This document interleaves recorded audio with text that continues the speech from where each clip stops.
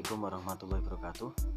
Terima kasih, jumpa lagi dengan saya Taman Fatoni. Pada kesempatan ini saya akan review materi fungsi spiritual Islam.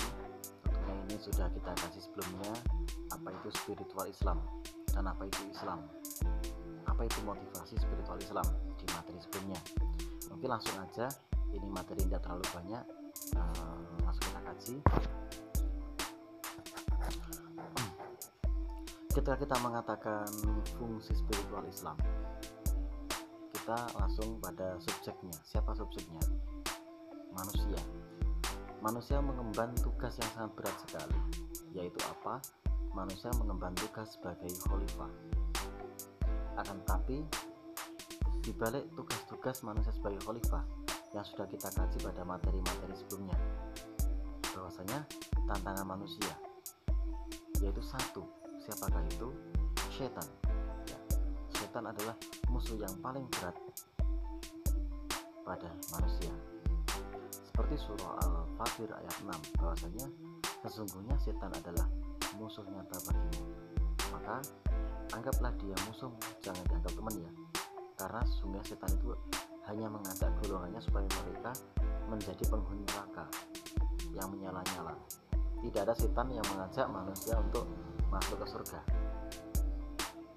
Kemudian Khalifah Abu Bakar dalam penafsiran ayat, tampaklah kerusakan di daratan dan di lautan lantaran perbuatan tangan-tangan manusia. Jadi kerusakan di mana-mana ini murni dari manusia.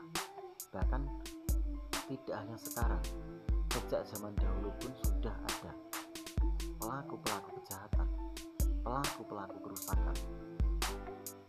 Bahkan ini ceritanya pada masa khalifah pun juga sama, sudah ada.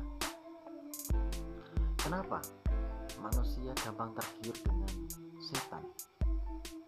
Karena ada syahwat yang ada dalam diri manusia yang kurang bisa kita kontrol. Makanya syahwat lebih condong kepada hal-hal yang negatif daripada yang positif.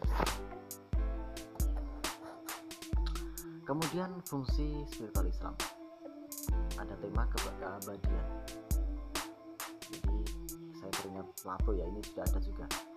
Hati dan jiwa ini abadi, tidak akan pernah binasa sampai kapanpun.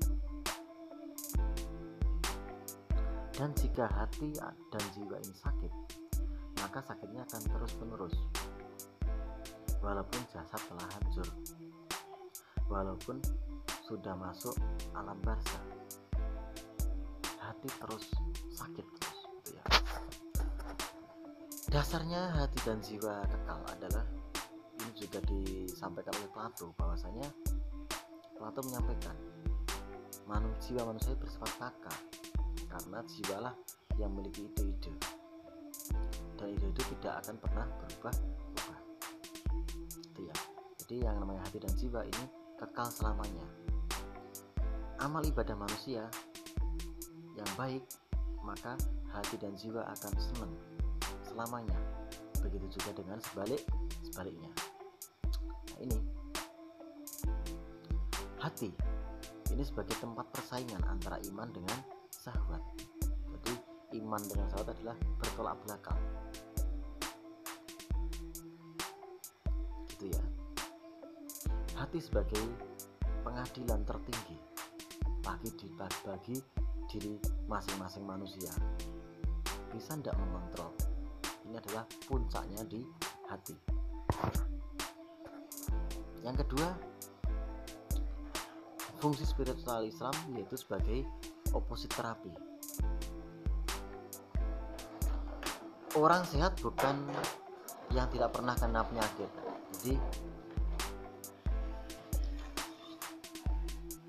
Jadi orang yang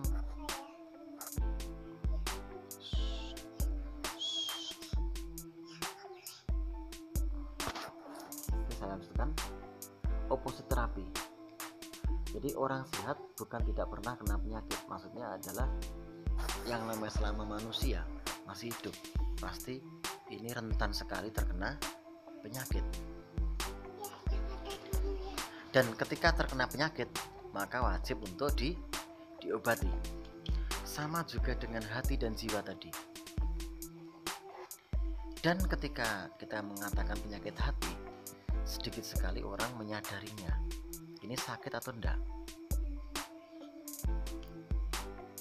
Bagaimana kita mengukur hati kita itu sakit atau enggak? Condong atau enggak? Gampang, tercermin dari syariah. Jiwa itu condongnya kemana? Ketika ada azan berkumandang, ketika ada sedekah, ketika ada itu, hati kita condongnya kemana? Ke arah negatif atau positif? Sepakat atau tidak? Hati dan jiwa merupakan pembentukan pribadian yang sangat erat. Jadi kepribadian manusia itu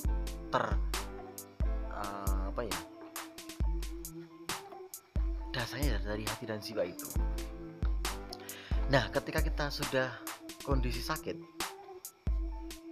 kalau sakit pun masih standar demam, pilek gitu ya, sakit yang masih kecil-kecilan, maka bisa diobati sendiri. Akan tetapi ketika sakitnya sudah berat, kronis, maka harus opname, harus masuk rumah sakit.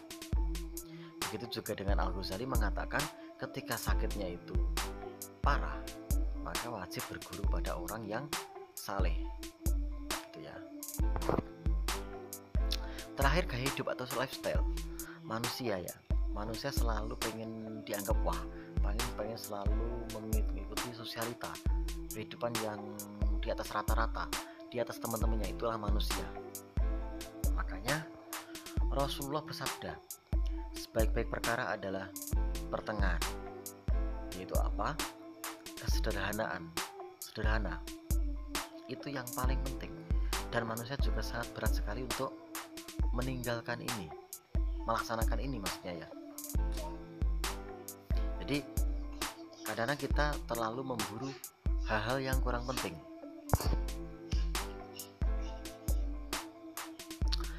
Nah, terakhir, akhlak yang terpuji. Sebagaimana Rasulullah bersabda bahwasanya agama adalah kebaikan budi pekerti. Jadi masalah hati dan jiwa tidak akan terlepas dari akhlak. Gampang sekali kita ya untuk mengetahui orang itu baik atau tidak, untuk mengetahui orang itu imannya kuat atau tidak, tergantung dari cerminan akhlaknya, sesuai yang saya sampaikan pada pertemuan kedua, esensi psikologi dalam ibadah. Makanya orang yang imannya kuat, orang yang ibadahnya kuat, pasti imannya semakin kuat, dan orang yang imannya kuat akan tercermin melalui akhlakul karimah. Orang yang berakhlak baik ini juga melambangkan orang yang sehat hati dan jiwanya, gitu ya.